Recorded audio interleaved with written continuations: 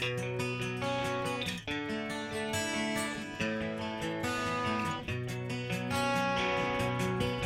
everyone, this is an honest review on the Vulcan OmniPro 220. So, to preface this, I'm currently a student welder and I bought this for personal use and some small fabrication work. I was a little hesitant at first, given that it was a Harbor Freight product and the price tag is significantly cheaper than most of its multi-process competitors.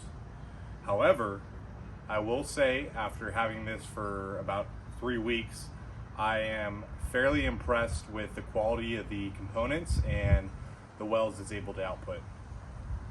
So right here pictured I have the Vulcan Welder 220 OmniPro, and then I also have the Harbor Freight Vulcan cart, the 350 pound capacity.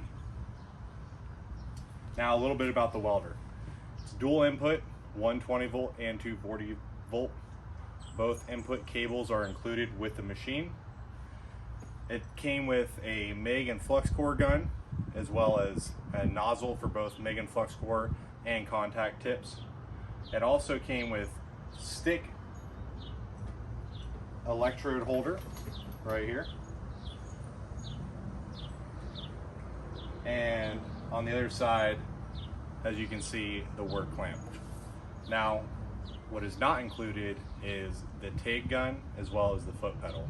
Those are purchased separately. Now a little bit about the performance for each process. So currently I've used this to do shielded metal arc welding as well as flux core arc welding. Now, the place that Vulcan saves money on this unit is through the electrode holder and the work clamp. Compared to similar products from Lincoln & Miller, the electrode holders are a little bit beefier. They're a little bit sturdier in the cable, as well as the connector a little bit thicker. Now, with the Vulcan, it's a fairly decent electrode clamp, but it's a little bit on the cheaper side. Same thing with the work clamp. It's a little bit smaller of a clamp as compared to what you'd see from Lincoln or Miller equivalents.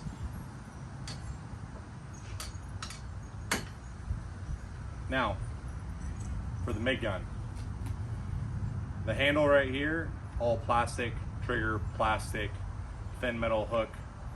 Right here is thin. Well, this right here is plastic as well. And then the nozzle for flux core pulls off. It's not threaded. This is plastic as well. Right here you have the contact tip. Only 030 contact tips are included with this machine. If you need 035 or 040 or 045, you need to purchase those separately. Now, despite the kind of lack in quality of the MIG gun and the electrode holder, I was fairly surprised with how the machine held up when producing these welds. Stick with an 1/8 inch 7018 turned out pretty well. Flux core 035 inner shield turned out pretty well. I actually fabricated a metal bench using it, and all the welds turned out fairly decent for what you'd expect, that is. Now a little bit more about the machine. It's capable of running DC positive and DC negative. There's no alternating current with this welder.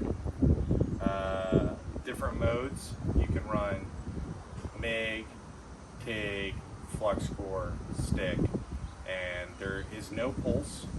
However, for the different modes like SMAW and flux core, they have inductance, they have hot start, they have arc force. Some of those more fancy options that you'd see on a little bit higher end machines are included with this welder. Now a little bit about the cart. I'm not sure if anyone out there has purchased this as well, but the cart fits the welder perfectly. Down here there's an adjustment for if you have another welder that's a little bit smaller. Right here is a consumables bin that is included with the cart. You can hold your nozzles. I have an extra bolt in there, contact tips, drive wheels. And here down beneath is a little bit extra storage.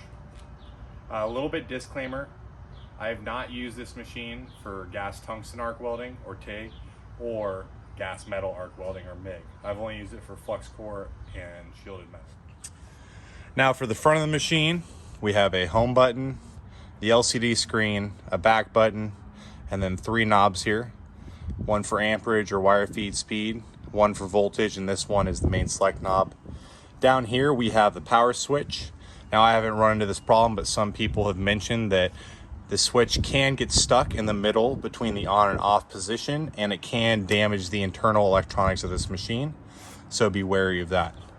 Down here we have the polarity connectors, so we have negative, positive, and like I had mentioned previously, this machine does not support alternating current. All right, now looking on the inside of the machine and some of the components.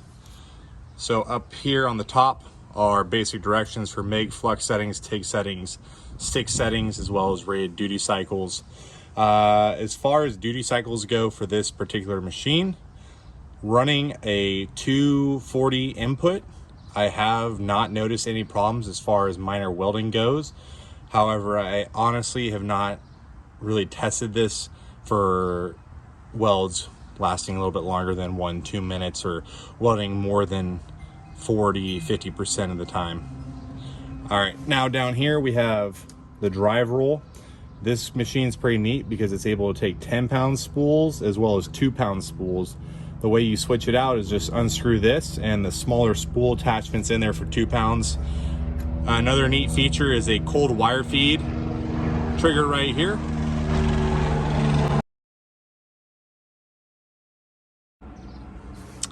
This machine is also a single drive roll machine. There is an 035 and an 045 drive roll included once you purchase the machine. Down here at the bottom, we have a foot pedal attachment for TIG, and right here is the MIG gun attachment, which gets fed out through the front. So all in all, the Vulcan OmniPro 220, I would definitely recommend for beginning welders, people trying to start a small side business, light fabrication or shop work, or anything else requiring light welding. I will say it is not the most heavy duty welder. There are some parts of the machine where it won't stand up to its competition. However, all in all, I will say that for what you pay and for what you get, it's a pretty nice package.